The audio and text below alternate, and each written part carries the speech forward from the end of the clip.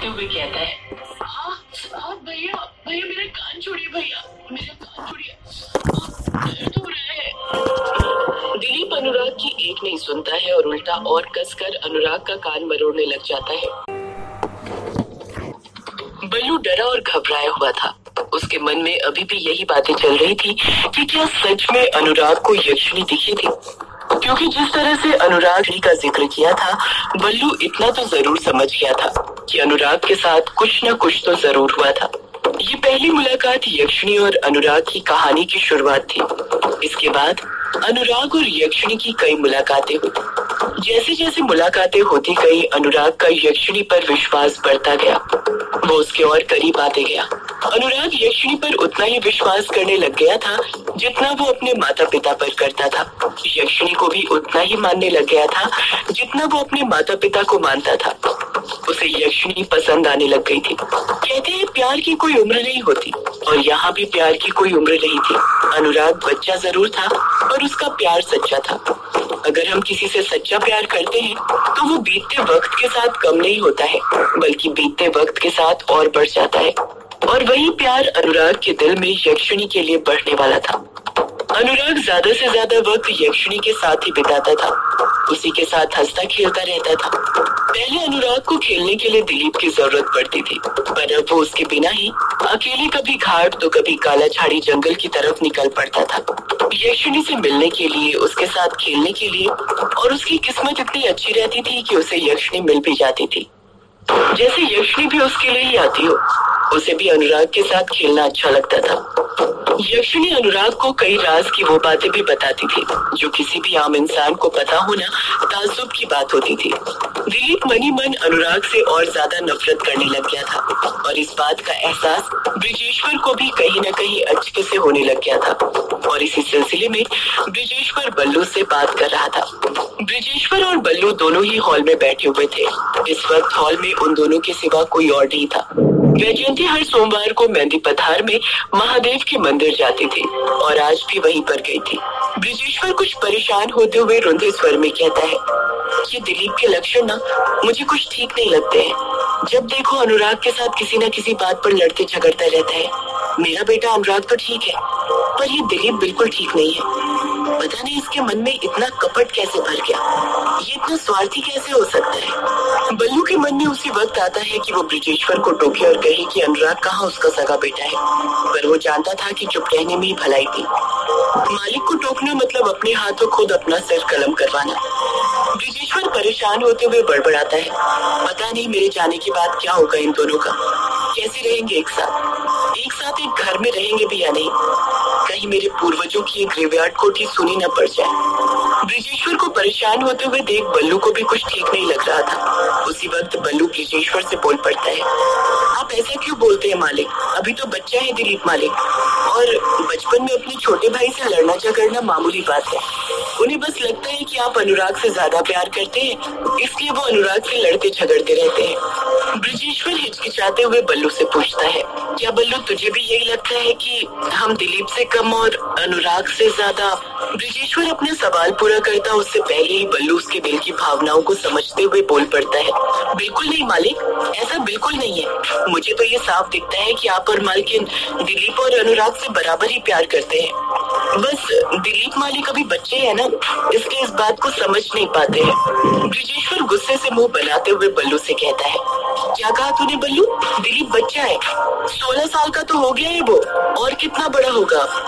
यहाँ उसकी शादी की उम्र हो गई है। मैं और उसकी माँ उसके लिए लड़की ढूंढने में लगे हुए हैं, और यहाँ पर इस बेवकूफ का बचपना ही खत्म नहीं हो रहा है। जब देखो अपने छोटे भाई अनुराग के पीछे पड़ा रहता है, बात बात पर उसे परेशान करते रहता है। बल्लू चुप ही खड़ा रहता है, इस बार पलट कर कुछ नहीं कहता है। ब्रिजेश्वर इसी बारे में सोच सोच कर और ज्यादा परेशान होने लग जाता है, और ये परेशानी उसके चेहरे पर साफ दिख रही थी। न जाने उसमें क्या आता है, वो अगली पल हड़बड़ाहट के साथ बोल पड़ता है, अब मेरी एक बात हमेशा याद रखना बल्लू। बल्लू अपनी दोनों भवें ऊपर करते हुए पूछता है, कैसी बात मालिक? ब्रिजेश्वर जवाब देता है, तुझे मेरे बेटे अनुराग का ख्याल रखना है, मेरे इस दुनिया से जाने के बाद भी। बल्लू घबराते हुए कहता है, ये आप कैसी बात कर रहे हैं, आपको थोड़ी कुछ होने वाला है। ब्रिजेश्वर कहता है, ये जिंदगी है बल्लू, कब किसी क्या हो जाए खुद जिंदगी को भी पता नहीं होता है। इसलिए मैं कह रहा हूँ, मेरे जाने के बाद मेरे अनुराग का ख्याल तुझे ही रखना है। मुझे इस दिलीप से तो कोई उम्मीद नहीं है, पर तुझसे तू मेरे अनुराग बेटे का ख्याल रखेगा ना? बल्लू कुछ जवाब नहीं देता है, वो असमंजस में पड़ जाता है। बल्लू अनुराग को पसंद तो करता था, पर उतना नहीं कि हमेशा ख्याल रख पाए। पर ब्रिजेश्वर के कहने पर वो उसे मना भी नहीं कर सकता था। आखिर वो उसका मालिक था, और मालिक अपने नौकर से कभी भी कुछ पूछते या बताते नहीं है, बल्कि हमेशा ऑर्डर देते हैं, आदेश देते हैं, और नौकर को भी उस आदेश का पालन करना पड़ता है। और यहाँ भी बल्लू वही करता है। ब्रिजेश्वर फिर बल्लू से अपनी बात पर जोर देते हुए कहता है, बोल बल्लू, तू चुप क्यों है? मेरे जाने के बाद अनुराग का ख्याल रखेगा ना? बल्लू हाँ में अपना सिर हिलाते हुए कहता है, हाँ मालिक, क्यों नहीं, मैं अनुराग का ख्याल रखूंगा, मैं आपसे वादा करता हूँ। अभी बल्लू ने इतना कहा ही था कि उसी वक्त वहाँ पर अनुराग आता है, जो ग्रेवयार्ड कोठी के बाहर से आ रहा था। अनुराग बहुत खुशी के साथ ग्रेवयार्ड कोठी के अंदर घुसा था, पर जैसे ही वो हॉल में बल्लू और ब्रिजेश्वर को बैठे देखता है, उसकी खुशी गुम हो जाती है। वो कुछ घबराने लग जाता है, जैसे अनुराग कोई वो काम करके आ रहा हो जिसके लिए उसे ब्रिजेश्वर ने मना करके रखा हो। ब्रिजेश्वर नॉर्मली अनुराग से पूछता है, कहाँ गया था तू, और ये तेरे कपड़ों पर मिट्टी कैसी लगी है? अनुराग ब्रिजेश्वर से अपनी नजरें चुराते हुए कहता है, कहीं नहीं पिताजी, अब बस यही बाहर ही खेल रहा था, और कल रात बारिश हुई थी ना, तो बाहर मेरा पैर फिसल गया, उसी की मिट्टी मेरे कपड़ों में लगी हुई है। ब्रिजेश्वर अनुराग को ऊपर से लेकर नीचे तक देखते हुए कहता है, अच्छा तो ये बात है, हमारे साहबजादे मिट्टी में गिर गए थे, तो जल्दी जाकर नहा ले, तेरी माँ मंदिर गई है।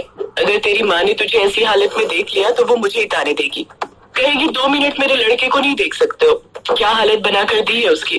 अनुराग हंसते हुए कहता है, जी पिताजी, अभी जाकर नहा लेता हूँ, ताकि आप माँ की डांट से बच जाए। ब्रिजेश्वर अनुराग की इस शरारत पर हंसते हुए कहता है, अरे मैं तुझे तेरी माँ से बचाने की कोशिश कर रहा हूँ, और तू है कि मेरे साथ ही।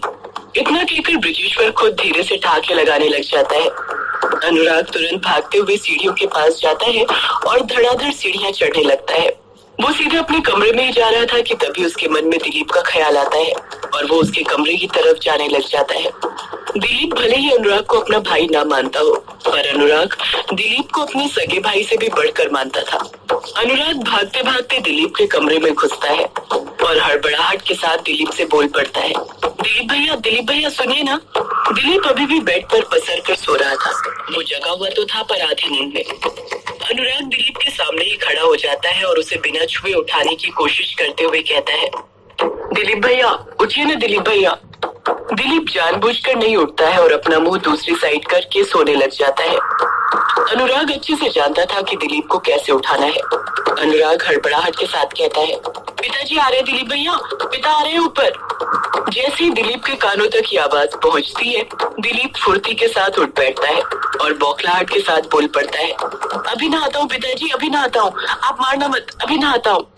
यही सब बड़बड़ाते हुए दिलीप उठा ही था, और जब वो अपने आसपास ब्रिजेश्वर को कहीं नहीं पाता है और साथ ही अनुराग को खिलखिलाते हुए हंसते हुए देखता है, तो गुस्से से उसकी नाक फूलने लग जाती है। वो उसी वक्त अनुराग का कान पकड़ते हुए कहता है, तू फिर आ गया सुबह सुबह मुझे परेशान करने के लिए। कितनी बार बोला तुझे मेरे कमरे में मत आया कर, तू मानता नहीं है ना। आज तो तेरी खैर नहीं, तू नहीं बचेगा मेरे हाथों से।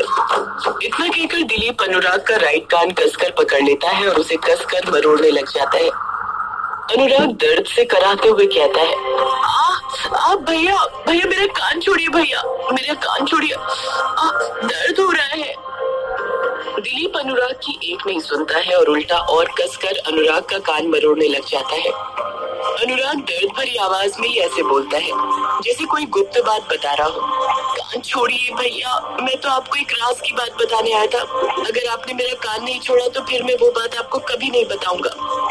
जैसे ही दिलीप अनुराग के मुंह से ये बात सुनता है, वो अगले ही पल अनुराग के कान से अपने हाथ की पकड़ कुछ ढीली करते हुए कहता है, कैसी राज की बात? दिलीप कुछ सोचते हुए कहता है, क्या तुझे बल्लू काका ने बता दिया कि उस दिन उन्होंने बंद कमरे के अंदर पिताजी से क्या गुप्त बातें करी थी? अनुराग मुंह बनाते हुए कहता है, किस दिन भैया, आप किस गुप्त बात की बात कर रहे हैं?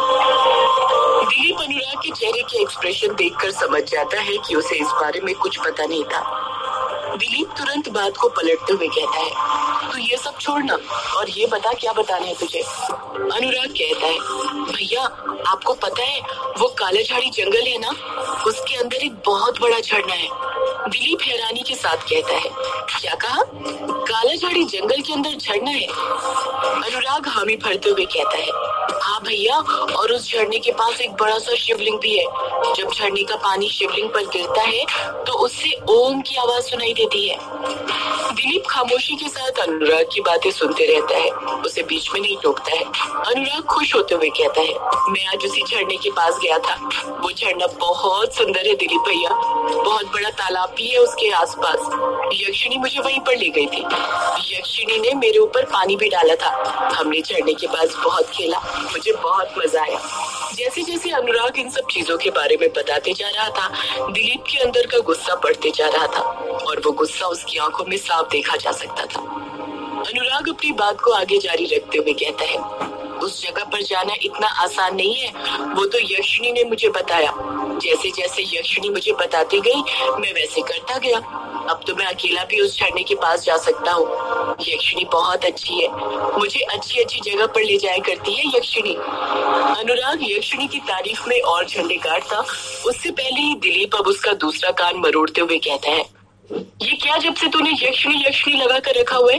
तुझे कितनी बार बोला है मैंने मेरे सामने ये यक्षिणी यक्षिणी मत किया कर। यक्षिणी ऐसी है, यक्षिणी वैसी है। आज हमने साथ में ये किया, आज वो किया। आज के बाद तूने मेरे सामने यक्षिणी का नाम लिया ना तो तेरी खैर नहीं, समझा तू? पागल साला। अनुराग दर्द से कराहे जा रहा था। वो दर्द से कराते हुए कहता है, हाँ कान छोड़िए भैया, कान छोड़िए। दिलीप अनुराग के दोनों कान मरोड़ते हुए कहता है, पागल साला, जब देखो यक्षिणी यक्षिणी करते रहता है। जिस दिन तेरे सामने सच में यक्षिणी आ जाएगी ना तो देखना, तेरे अंदर का ये जो यक्षिणी के लिए प्यार है ना, सारा तेरी पैंट के अंदर से धार बनकर बाहर निकलने लग जाएगा। अनुराग रोते हुए कहता है, वहाँ पर सच में झरना है भैया, चाहे तो आप मेरे साथ खुद चलकर देख लीजिए, मैं आपको दिखा देता हूँ। दिलीप चिढ़ते हुए कहता है, मुझे तुझ पागल के साथ कहीं नहीं जाना। अगर तेरे साथ गया तो मैं भी पागल हो जाऊंगा। जा निकल जा मेरे कमरे से, और आज के बाद मेरे सामने यक्षिणी का नाम फिर कभी मत लेना। इतना कहकर दिलीप अनुराग को धक्का दे देता है और अनुराग रोते हुए कमरे से बाहर निकल जाता है। कुछ आदतें हमें बचपन से ही लग जाती हैं और फिर वो बड़े होकर भी नहीं छूटती हैं, और वही आदत दिलीप को भी लगने वाली थी। अनुराग को हर बात पर पागल कहने की आदत। वो बड़े होने पर भी अनुराग को पागल ही बोलने वाला था। जैसे जैसे वक्त बीतते जा रहा था, दिलीप की चालों का स्तर भी बढ़ते जा रहा था। शरारती वो करता था और नाम अनुराग का लगा दिया करता था। अनुराग बार बार दिलीप के सामने यक्षिणी का जिक्र करते रहता था, उसकी बातें किया करता था, पर दिलीप उसकी बातों पर बिल्कुल यकीन नहीं करता था। उसे यही लगता था कि अनुराग पागल है। पर एक रात कुछ ऐसा हुआ कि दिलीप को भी यक्षिणी के होने पर यकीन हो गया। सिर्फ वही नहीं, बल्कि ब्रजेश्वर और वैजयंती को भी इसका एहसास हो गया था।